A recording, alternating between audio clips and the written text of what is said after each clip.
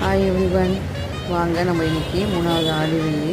So அதுக்காக நான் வாசலில் வந்து வேப்பையில் வந்து இங்கே கொஞ்சம் கடைக்கு கஷ்டமாக இருந்தது. ஸோ நான் ஒருத்தர் சொல்லி வச்சுருந்தேன். அவங்க கொஞ்சம் தான் கொண்டு வந்து கொடுத்தாங்க.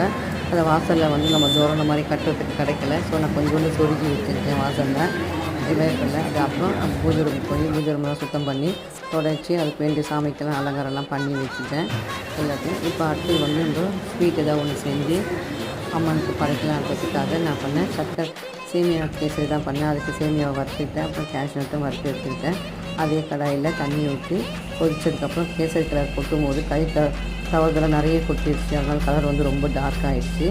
அதுக்கப்புறம் சேமியா அதில் கொட்டி அதனால் சேமியா வந்ததுக்கப்புறம் சர்க்கரை 1 கப்பு சேமியாவுக்கு 2 கப்பு சர்க்கரை கொட்டி அதை நல்லா திக்கானதுக்கப்புறம் அது இதில் வந்து கேஷ்நட்டெல்லாம் மேலே தூவி இறக்கிட்டேன். இப்போ சேமியா ரெடி ஆகிடுச்சு. அதை கொண்டு வந்து நெய்வேதியை வச்சு நான் அம்மனுக்கு படைச்சி சாமி கும்பிட்டேன்.